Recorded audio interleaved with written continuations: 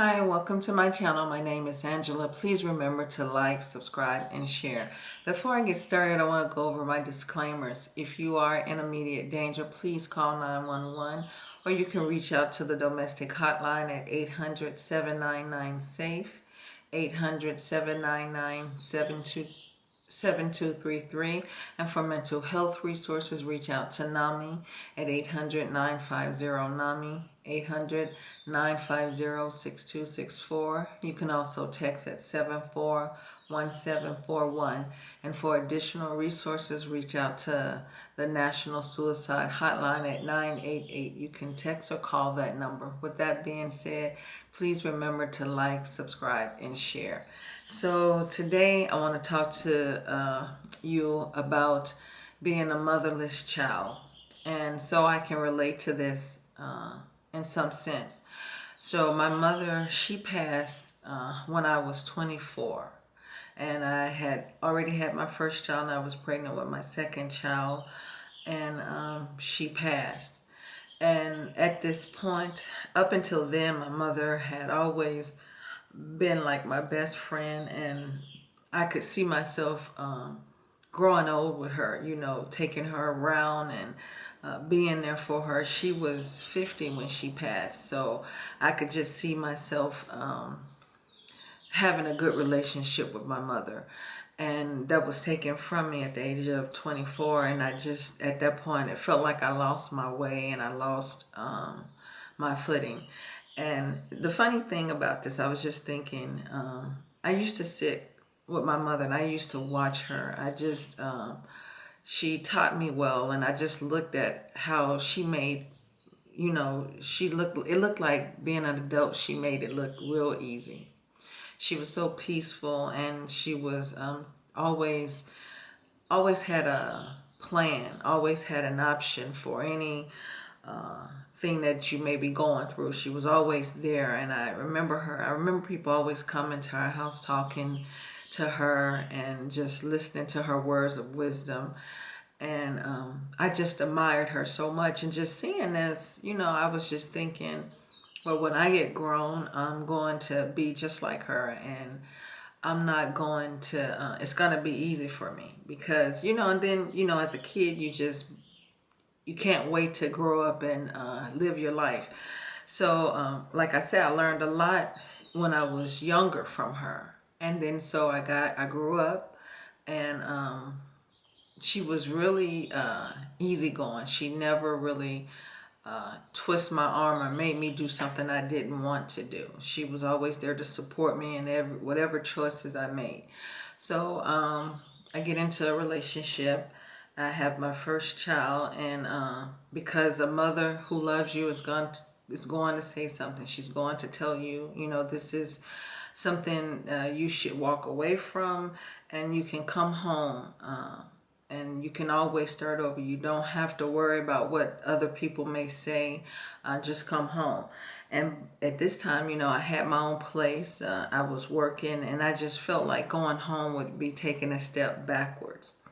And so, of course, I didn't go home, you know, and I would talk to her, and she would just tell me, you know, this relationship is not, you know, she told me something. This is not the one for you.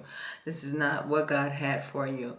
And I remember before she left, and I think I was pregnant with no, I wasn't pregnant with my second child, but she had told me, she said, you're going to go through some things with this person. And she said, and I'm going to pray for you and pray that God bring you out safely. She said, because this is not the one that God has for you. And so she was true. It was true. Everything she said was true. And so because I have my own mind and I had my free will, I decided to stick it out and try to make it work. And like I said, she passed when I was 24. And so it just seemed like at this point, I didn't have no other options. I had to stay. You know, I was thinking, was no sense in breaking up this. This is all I have left, even though it wasn't what I should have stayed in. But I'm thankful that I did, because had I not stayed, I wouldn't have had the children that I have today.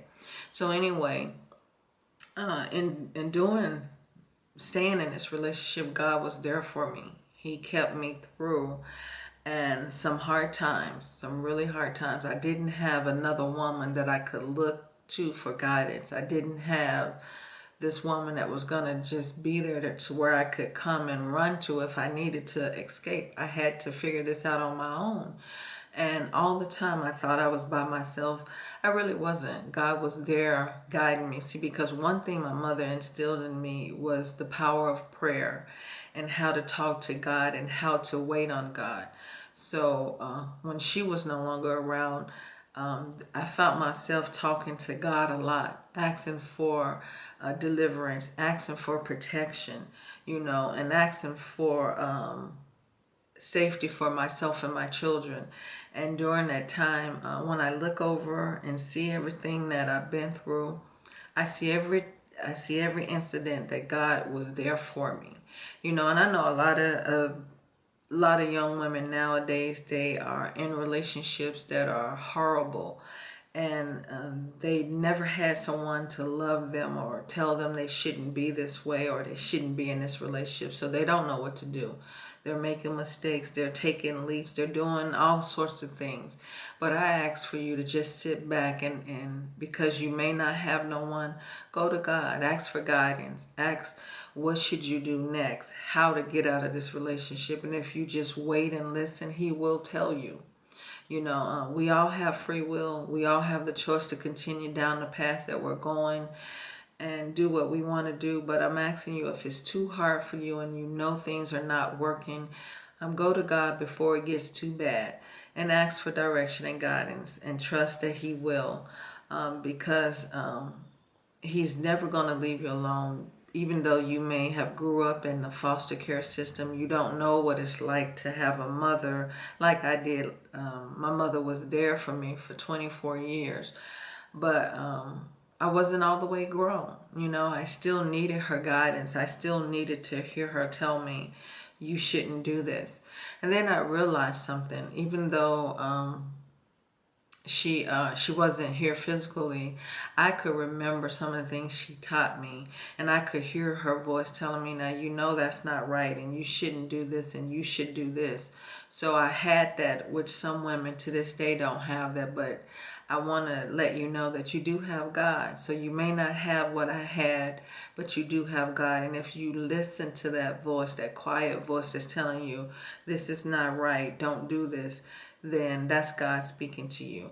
So if you know someone that's going through this, please share this video. If you're going through it, watch it as many times as you need to. And I will see you again tomorrow. Thank you for watching.